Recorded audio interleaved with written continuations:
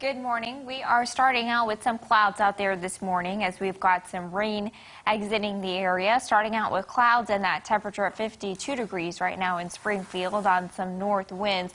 Showers exiting to the south and east. We've got another batch of some lighter showers coming in from the north from Clinton to Lake of the Ozarks and Camdenton. All of that rain is pretty light in intensity, and that would be the last batch of rain. 52 degrees in Monette right now, 52 in Springfield, and it's 52 also in Branson this morning. If you've been working from home out on your patio, today might not be the best day. Even as we get the sunshine, we're looking at some breezy north winds, and it will be chilly. Temperature stuck in the 50s for a lot of the day. And then, of course, we're starting out a little bit wet, so you'll have to wait until later on today.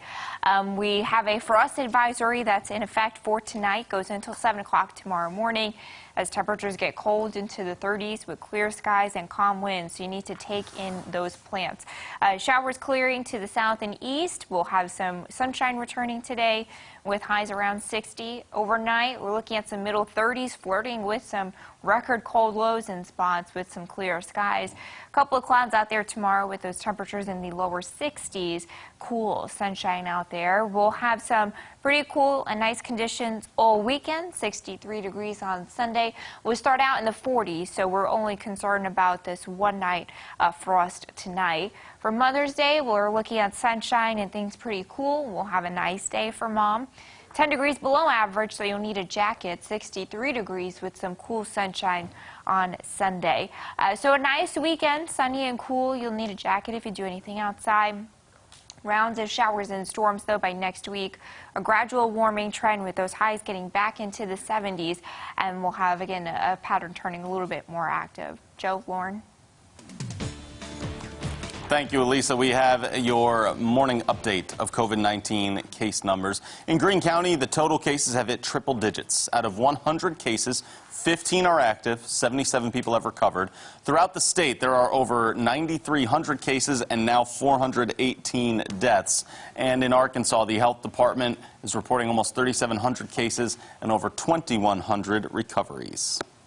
In this morning's education coverage, 2 local teachers have found a way to help keep their students engaged while at home. Color 10's Nyjah McDonald met with them. And Nyjah, what exactly are they doing here?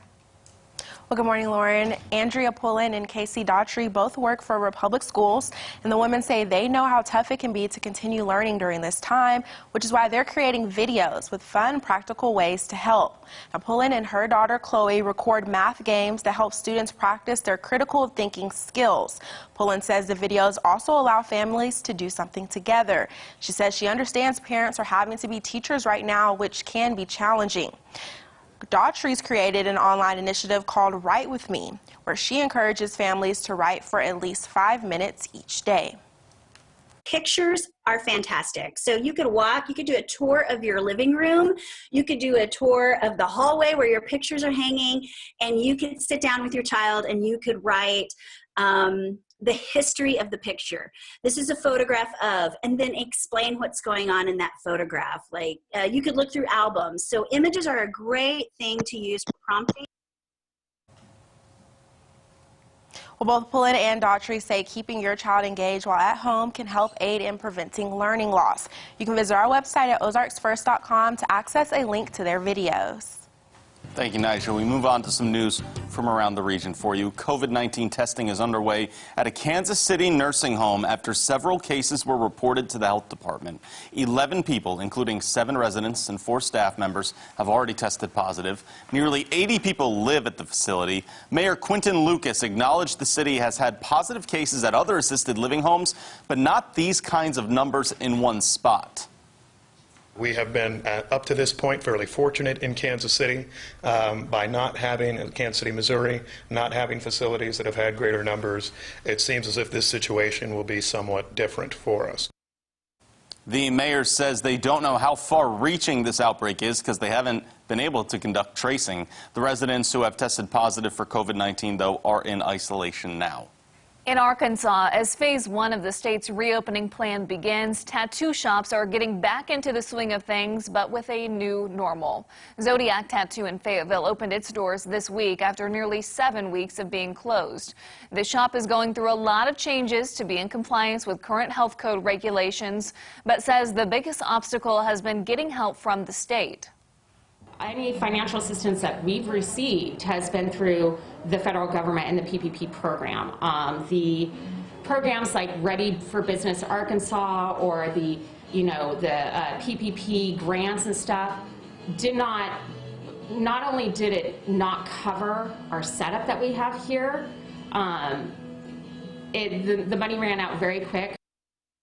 Through that PPP loan from the federal government, Zodiac Tattoo has been able to keep all of their artists employed.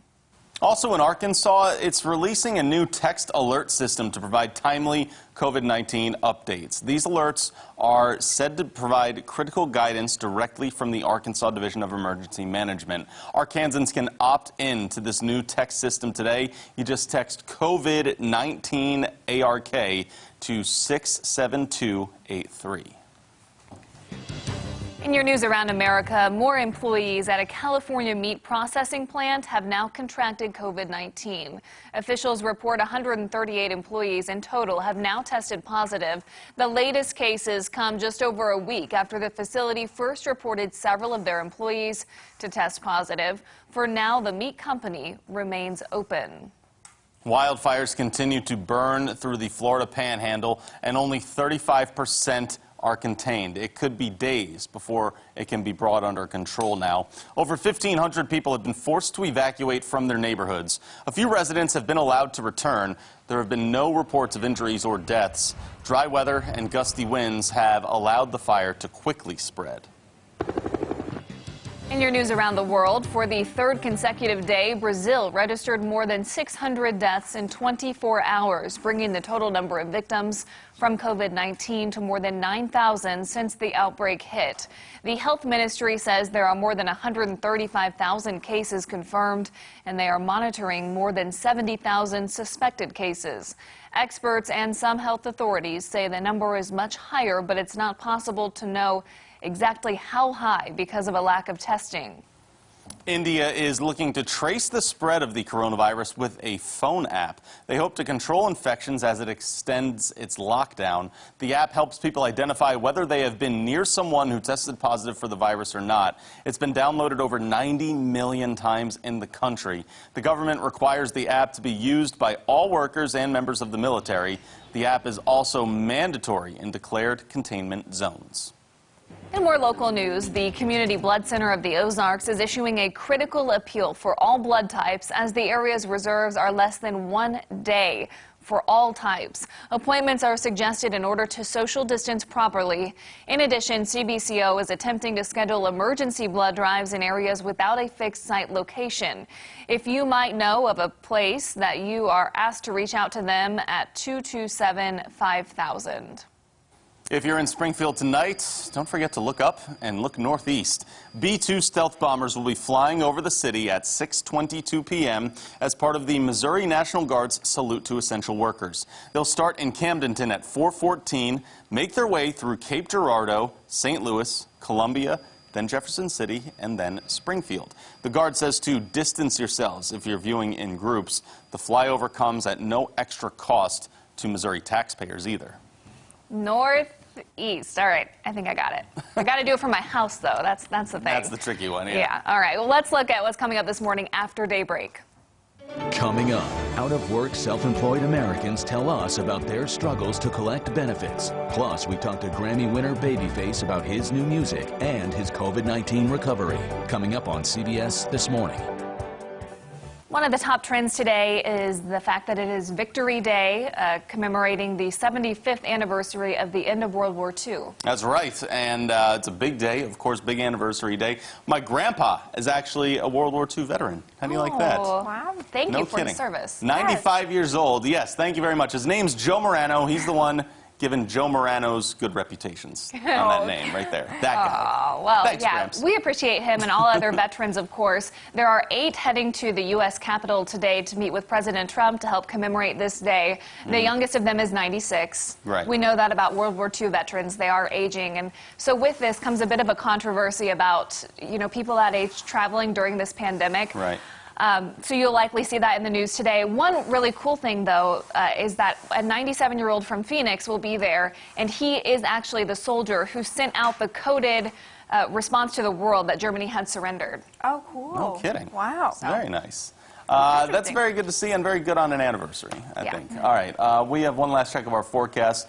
May look gloomy now. It's going to get better today. Yeah, we'll find the skies gradually clearing. It's going to be chilly, though. Highs in the 50s through most of the day.